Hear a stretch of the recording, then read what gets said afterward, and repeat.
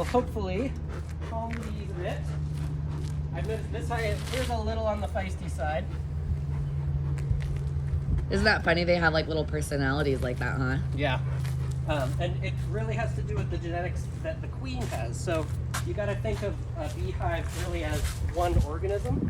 It's not really like an individual bee is its own thing. It's more like the individual bees flying here right now are a fingernail and a follicle of hair or whatever, those types of things, because they can't survive and reproduce on their own. The whole colony is the organism. Okay, I have there's that one, but I prefer my other one. Okay, so what I always do, you can pop the lid, and if I don't add smoke, they'll all come boiling out crabby. They have something called propolis, which is mostly tree sap that they gather that they use to close the hive up. So you have to use the hive tool to pop that. And then you take the lid off. I'm just gonna move this, set this here. And we always want to be careful. We look for the queen constantly, and when I see her, or if we get lucky enough to see her, make sure you get a good picture. But we always want to be careful when we set anything away from the hive because she could get lost. And if she crawls away, they have to make a new one, which may or may not actually work out. I'm going to take this down. This top was mostly full of honey, if I remember, which is part of why I'm wondering if I need to split them today. Because if they feel too full, then they go, okay, we are healthy, big enough to reproduce, and they start half of the hive approximately will fly away with the old queen, and then the remainder will try to raise a new one, which sometimes works, sometimes doesn't. Oh gosh. Yeah, so this is mostly honey, and if you come around back, you'll see a cool shot.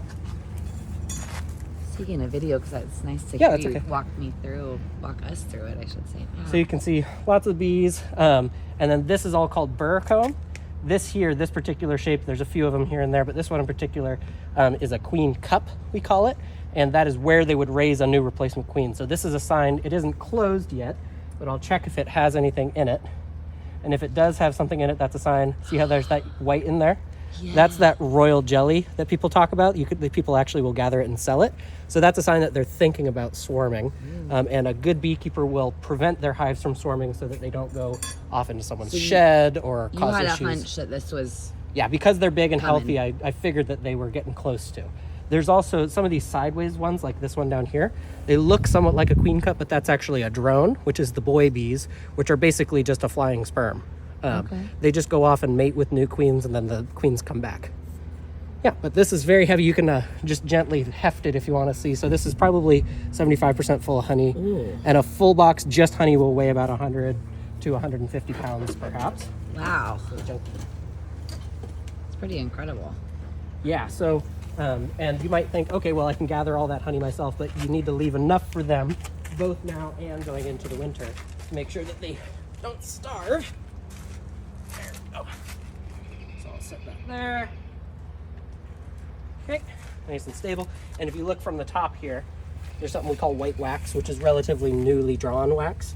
And you can see there's honey in there too. So I'll give you a taste of some honey when you get a second.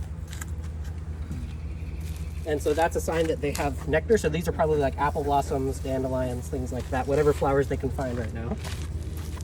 Let's see if I can get this frame out without breaking anything.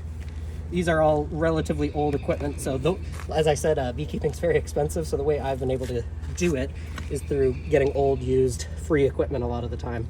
So this stuff's all fairly old, but luckily the farm has newer stuff that we're gonna start using. Let's see if I can get this out without squishing too many bees, which is unfortunately kind of inevitable sometimes. You need like a woodworker friend who's just like wants to make these for you because they love bees. Right, so you can definitely make your own too. It's actually relatively straightforward stuff, but even the wood itself or the equipment is expensive. But yeah, it's a fun, if you're a woodworker, beekeeping is a good joint hobby to have. All right, bringing this up gently. There'll be lots of bees on it. You want to just try to minimize hurting anybody. Yeah, someone gets smashed. It almost always happens, and sometimes they'll just get sort of covered in honey too, and their sisters will lick them clean. Oh, that's nice. Yeah. So you see all that wet look in there. That is all fresh nectar that they've gathered over the past few days. And then on this side, see all that white covering? That is what they do when it's actually honey. So at that point they have reduced the moisture enough that it won't spoil, it won't ferment like mead. So you could take your finger if you want and smush that a little bit, and you can taste fresh honey if you want. And you can be pretty aggressive with it. Don't worry, they'll repair it. So it's probably apple blossom. And yeah, there's a little hole with the zipper if you want to hold your phone. And then you can kind of get to it. You can squish it again if you want to hold that for a sec. And you can unzip enough that you can taste it. It's a pretty amazing experience. I got to, right? And you can really squish your finger in there. Don't worry about getting a bunch. There you go. Isn't that fun? Wow. Isn't that good? Yeah. And so the way that honey is mostly extracted is through a centrifuge, actually. And so that's a drone. He got a little bit covered in honey, actually, but he'll get cleaned off. So he does not have a stinger. He cannot sting. His only purpose is to go out and reproduce. You'll notice he has really big eyes. It's because his only job is to fly around and find a virgin queen to mate with. They'll put him back in the hive and they'll clean him up. That's cool. Go back to work. And take care of each other. Yeah, they do. But so with honey, the reason that raw honey or local honey often tastes better is generally honey, both regular and from industry, is extracted with a centrifuge. So you cut those caps off and then spin it really fast and all the honey flings out. As it's flying through the air though, it mixes with oxygen and actually basically rusts is the chemical essentially equivalent. So it oxidizes with the air, right?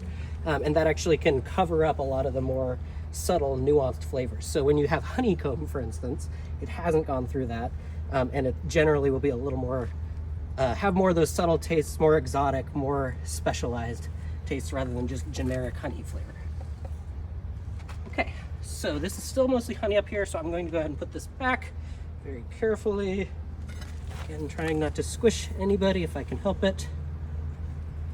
There we go, very nice. And we'll look in this one and see if we can find our queenie. Okay, so I want to grab my smoker. Trying to keep everybody happy. Would she be out and about like that? Like that's only so she will go on what's called a mating flight if she's a young queen, and then after that, with some very few exceptions, she'll stay in the hive for the rest of her life, except when she swarms. So what honeybee queens do is they go out and they mate with multiple drones, hopefully from multiple different colonies, and they have a spermatheca is the term, and they will store all of that sperm that they need for her whole roughly 5-year life. So she only goes out and mates once, maybe twice, and then will generally stay at home after that. They are a pretty fascinating creature. All right, so I'm removing this stuff. This burr comb is often called queen killers because as you pull frames and things, it will squish bees, and if you get unlucky, it could squish your queen, and then that causes the hive a lot of issues. So I like to remove this stuff, but don't always. It's generally kind of housekeeping, but it's always a good idea to try to keep your hive reasonably clean, but the bees don't care if we want it to be reasonably clean. I'm going to bring this down there again, just because it's easier to work with. The easier it is to work for me, the nicer and more gentle I can be to the bees. So again, I crack it, give them some smoke because these bees haven't necessarily been exposed to the smoke yet. Is propolis created anywhere else, or is that just a bee product of bees? I think there are probably multiple kinds of insects that create it. Okay. And there's multiple kinds of bees that we might harvest it from. But it generally just means tree sap, and it's had some processing done to it. So here we can see, this is a drone larva that got opened up. So this one unfortunately won't make it, but so they start off looking like this kind of little larva maggot sort of thing, and then eventually develop into, here's another one that opened up.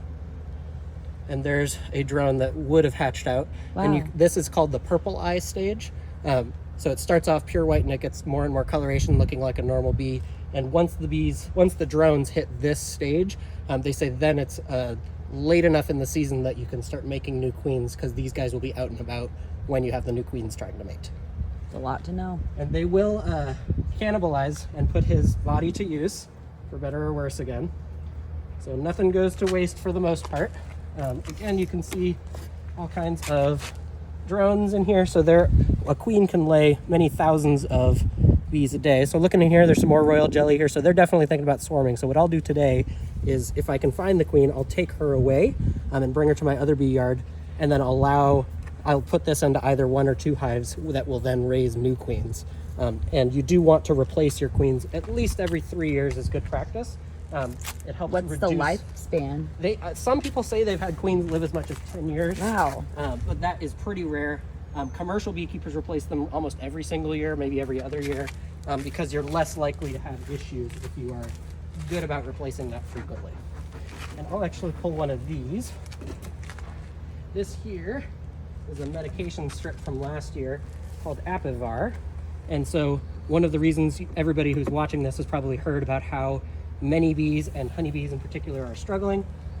This is a treatment for the varroa mite, which is one of the biggest issues that they're having, which is basically it's as if they had a tick. It's as if we had a tick the size of a dinner plate that also spread diseases as well. So that is one of the biggest things causing honeybees to struggle. So these days you really do have to treat either through organic or inorganic means to try to keep your bees healthy. So I'm going to get you to a brood frame, and now you'll see what the baby bees look like.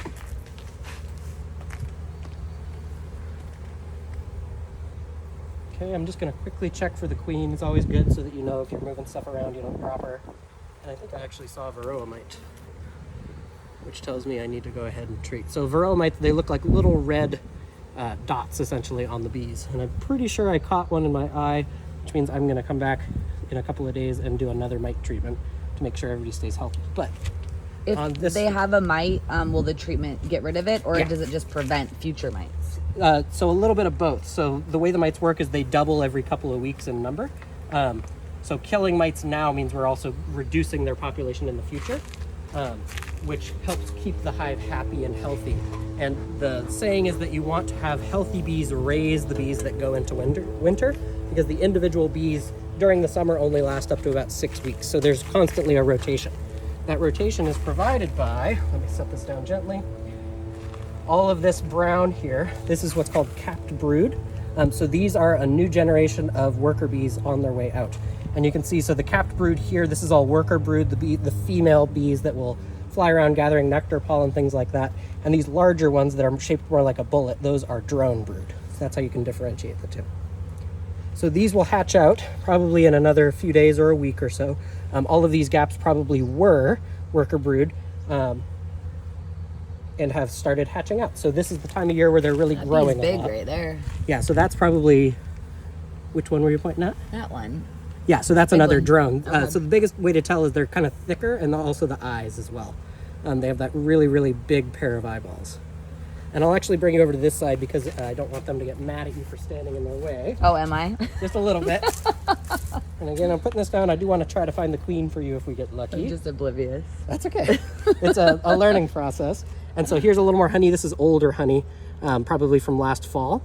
So that might actually probably be from Japanese knotweed, which is an invasive, but it flowers a lot in the fall and bees really appreciate it. And then up here you can also see there's some orange, and that would be pollen that has been turned into bee bread. So basically the honey is the bee's carbohydrate, it's their energy, and the pollen, the various pollens they get is their nutrition and their protein and those sorts of other important pieces of a diet. So let me keep pulling a couple more frames. I'm being a lot more gentle than I usually would be, honestly. But again, I want to see if I can find Queenie. And one of the ways that you often will find the queen is you'll find young, freshly laid eggs or young brood.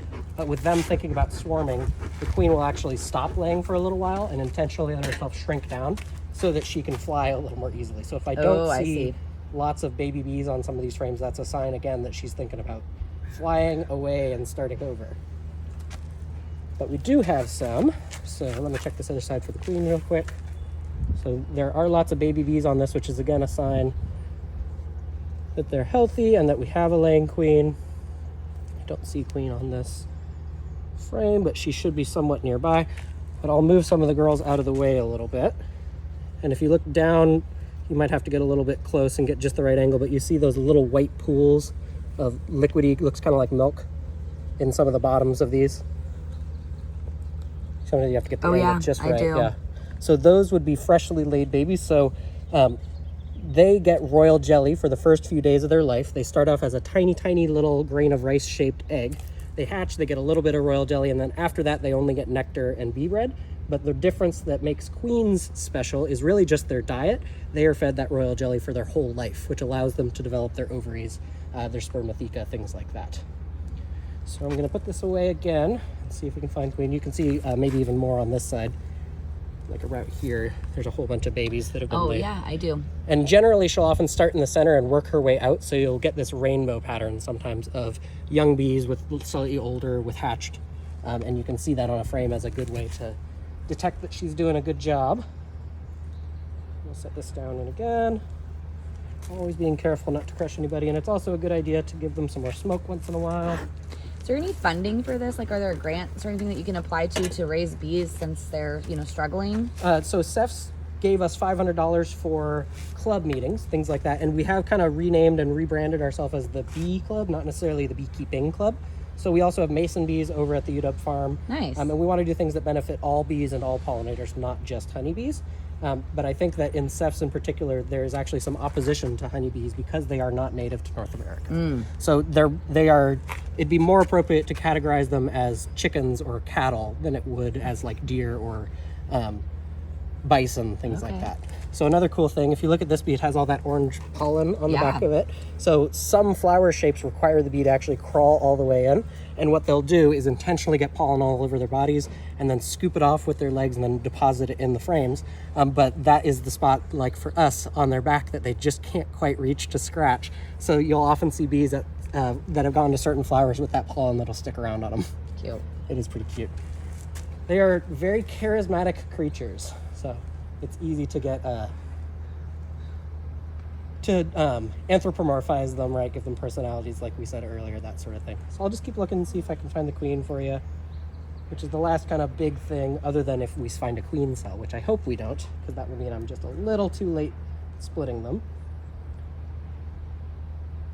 What would it mean to find a queen cell? So that means that I can't really reverse them wanting to fly, half of the bees wanting to fly away, and I do still see eggs, so this will be even harder to see. Right.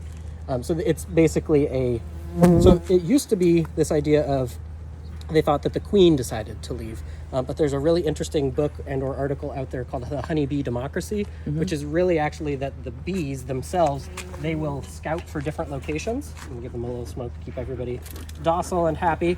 They will scout for locations and actually essentially vote on where they want to go. So this shed versus this hollow in a tree, things like that. And the queen is somewhat just along for the ride, even though she's called the queen. So again, it might be really hard for you to get the right angle, but if you can look down in here, right about there, there are these itty little tiny dots. And those are freshly laid eggs, which only exist in that state for about 3 days. If you kind of come from the upward angle a little bit with it, the cells are actually pointed upwards to keep things from falling out. So, but you've got to get really close, maybe like about like that, and you might be able to catch them. I can send you some pictures too. Yeah. If you tap the screen, it might focus. There you go. And I'll tilt it. Oh yeah. Yeah, so there's little tiny dots. Those are freshly laid eggs, which only stay as eggs for about 3 days. Great. And they will take care of them. So those two bees there are probably caring for feeding some larvae. It's pretty cool, isn't it? Yeah. All right, let me put this back. I'll pull one more frame that I suspect, or actually I'll pull the whole box and see if I can find the queen one more lower. I suspect she's down lower because I specifically gave her more space for laid up below. So a girl got me, if you want to see. And importantly, a lot of people will try to pull it out. That actually will cause the stinger to lodge in you. If you scrape it out like this, the stinger will go with the bee, and the bee either won't die, and it prevents you from getting stung quite as bad. It still hurts though. And she probably didn't intend to sting me. Sometimes as they're flying, they're not necessarily the most coordinated, maybe like people running.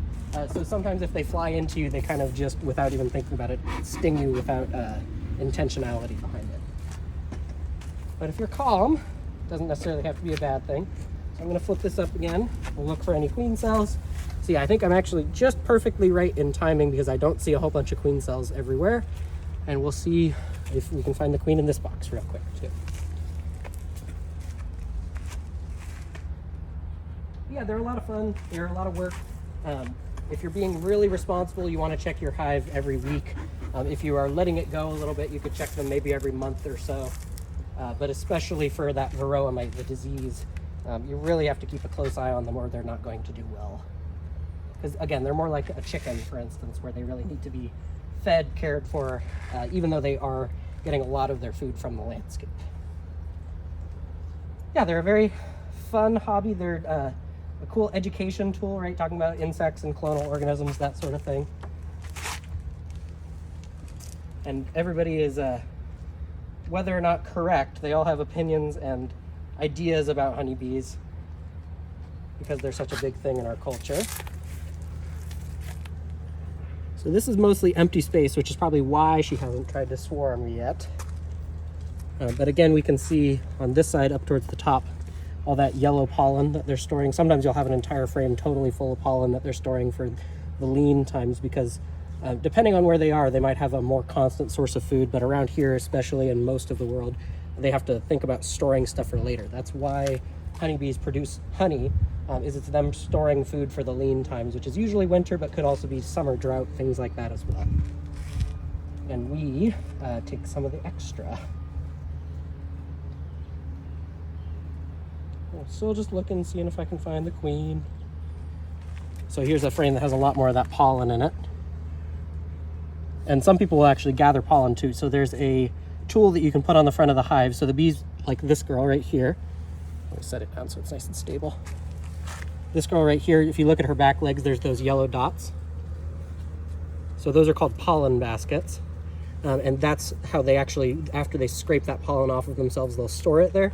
And then she'll find a spot to put it and she'll shove it in there with her feet. So there's a tool that we have that we put on the front of the hive that knocks that off of their feet. They have to crawl through a small gap. And then we can catch that pollen, and you'll often see pollen sold in health stores, things like that, because it is a very, very nutritious food stuff. But we want to be careful not to steal too much from the bees, just like we want to be careful not to steal too much honey either. And they are starting to get a little on the crabby side. Usually you want to be in and out as quick as you possibly can, just so that they don't get too unhappy. And also the more you mess around, the more likely you are to accidentally squish the queen or things like that. So I'm going to check one more frame, and then I think I will get them ready to split, and that will be everything I want to do for them today. And if we get lucky, the queen will be on this frame right here. Again, always pulling up slowly, making sure our spacing is right. So there's lots of young larvae in this, so our queen should be nearby. And she just looks, she's not as wide as a drone, but she's longer than a regular worker bee. So here's more drone larvae you can see on there. So they're raising up, they want to spread their genetics, right? Don't see her on this, I'll pull one more. She might even be right next door. But you can spend a lot of time trying to find the queen. And as a novice, it takes a lot of practice. I've gotten fairly good at it, but depending on the color of the queen and if she's hiding in a crack in the comb, things like that, it can be really hard. There, but I don't know. Yeah, so some of them will vary just kind of depending on the size of the cell that they were raised in too. So you'll have smaller ones and bigger ones too. But when you see what a queen looks like, it can be somewhat obvious after that. Gently putting that back, checking this one again, making room for it. Yeah, just like anything, it's a skill that needs a lot of practice, queen searching and working on the bees in general.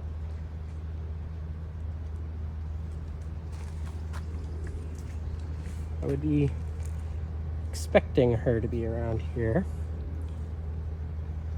Just because of... because there's those young eggs and larvae that were nearby that we found. But she could be anywhere in the hive, but she's more likely to be near somewhere she's deciding to be laying. Yeah, I don't see her. Sometimes they're under kind of a dog pile too. But I bet she's either in one of the boxes that we already pulled off, or she could be in the bottom box. But I think she's probably in one of these ones that we already pulled off. So, if you want, you can stick around while I search for her. But I'm just going to be trying to find the queen so I can take her away in those boxes, along with enough bees for her to basically keep this big hive going. Yeah, just do your thing, and if you need to move more quickly with less... explanation, it's okay. Okay, great. Thank you. I guess I'll What's best demo a for little the bit of my bees? normal speed that I would work on. Okay. If you have a question specifically about what I'm doing, feel free to ask as well. I'll probably stop filming and then Sure, if you want.